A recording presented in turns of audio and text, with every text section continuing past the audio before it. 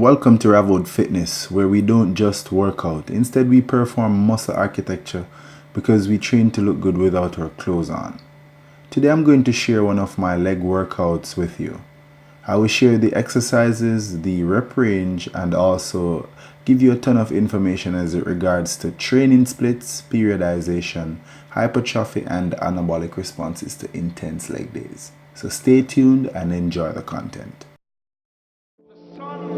Shall not smite eye by day, nor the moon by night, nor the pestilence that lurks in dark places, nor destruction that wasteth at noonday. The time hath just come.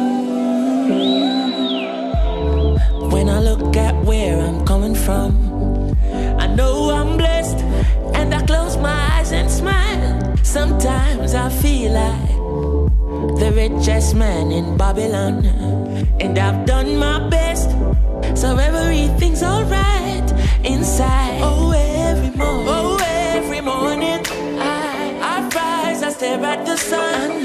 I know it is a blessing. So when the evening comes, I lift up my eyes to this. I'm blessed, oh man, with my two hands in the air as far as I can.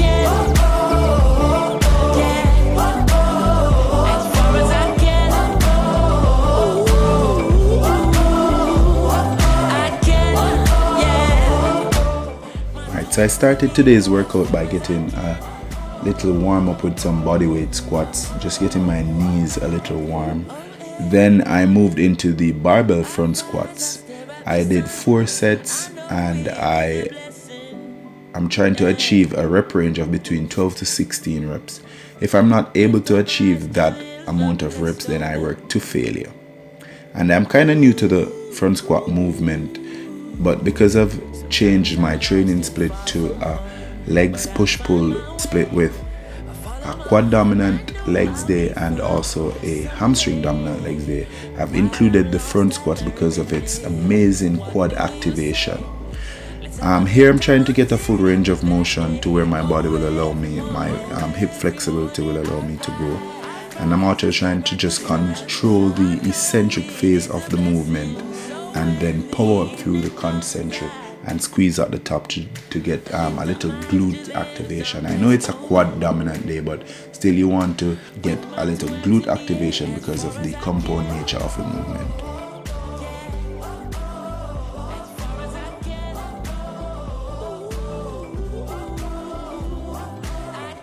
After the front squats, I went into some back squats. I'm doing 4 sets and trying to get between 12 and 16 repetitions again. If I'm not able to get between 12 and 16, then I'm working to failure. I'm also progressively overloading up until 70% of my 1 rep max. I'm trying to work with enough intensity to build enough stress within my body to produce the right anabolic environment. I'm trying to get my body to produce the right growth hormones and testosterone, which is very vital to muscle growth. My aim with training is to achieve muscle hypertrophy. Therefore, I'm trying to get my body to produce a lot of testosterone and IGF-1, which aids in muscle protein synthesis. General rule of thumb is that heavier weights build muscle, but with the quads, it's an even split of type 1 and type 2 muscle fibers. So therefore, you want to be working with heavier weights also, but lighter weights and a lot of repetitions is also important to building some parts of the quads. And I'm not going to get too much into the science of this because I have another video coming out next week which will be focused on the science of squatting, and I'll go more in depth. Also, if you notice, I'm not using any shoes because the floor itself provides a more stable platform for me than the shoes that I'm wearing, which has soft soles, and I'm not very comfortable in those shoes. I'm trying to get a full range of motion as far as my hip flexibility will allow, and I'm also controlling my movement. Again, I can't stress this enough. Control the eccentric, don't bounce out of the squat because you're just going to negate all the benefits that the squat will give to your quads. Lift up my eyes to this, I'm blessed, oh man. Ooh. Sometimes I'm lost and far from home, but I'll find my way. I follow my heart, I know I'll be found someday. While I'm lost, I learn and live. What do you say? Let's have a good time until that day. Oh, every morning I rise, I stare at the sun. I know it is a blessing. So when the evening comes, I lift up my eyes to this, I'm blessed, oh man. With my two hands in the air as far as I can.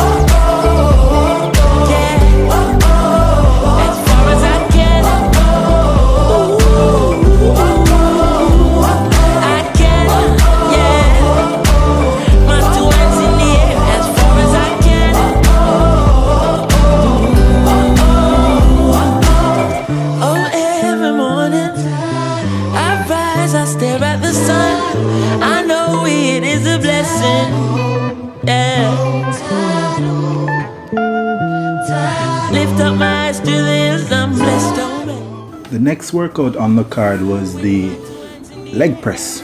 Yeah, so I went over to the leg press machine. I loaded up 3 plates. I'm not trying to use too much weight, as I said before. I'm focusing on getting as much repetitions as I can. I did 4 sets.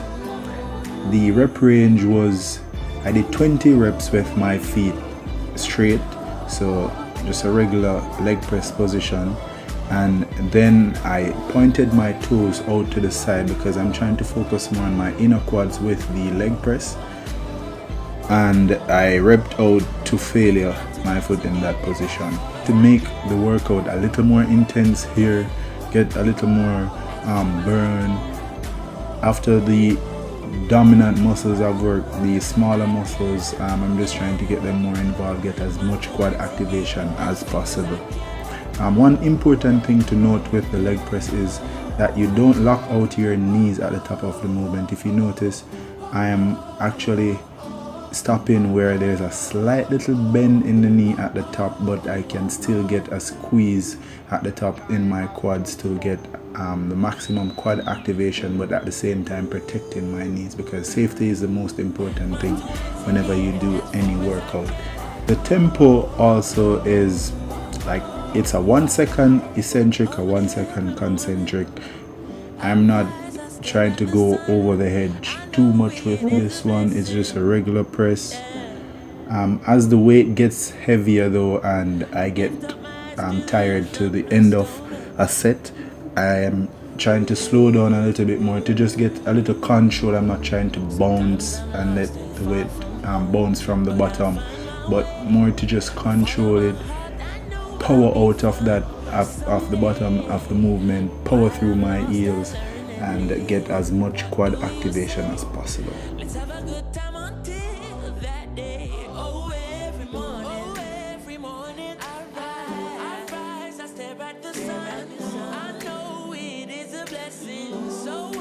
I then did some one leg presses, just trying to rack up the intensity a bit. Yeah, at this point in time I never felt that I had done enough with the leg press, so I just kind of isolated it a bit, one leg.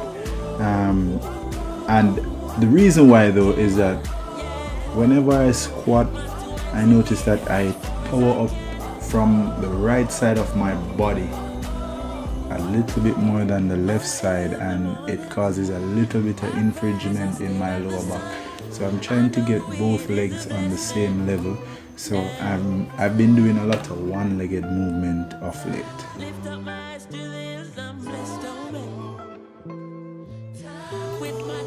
I then moved on to the split squats, and these are my new favorite. Like, I really like this workout. You get a real nice burn. real nice quad activation. It's one-legged again, so as I said before, I'm trying to get both legs on par because I power up through one side of my body too much. There's not much research about the split squats as it relates to quad activation, but it feels really good and I see the results from it, and I just love this one, and I will continue to include it in my routine.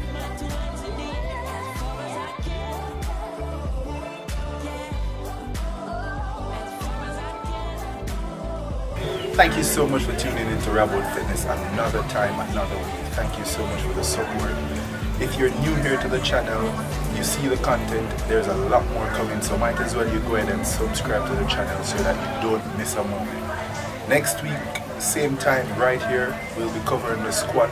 We'll go in depth to tell you exactly what muscle groups the squat works, how best to do the squat, how to perform the squat to achieve hypertrophy, and also how to incorporate the squat into your workout. So thank you again for supporting the channel, and tune in next time to Ravoht Fitness.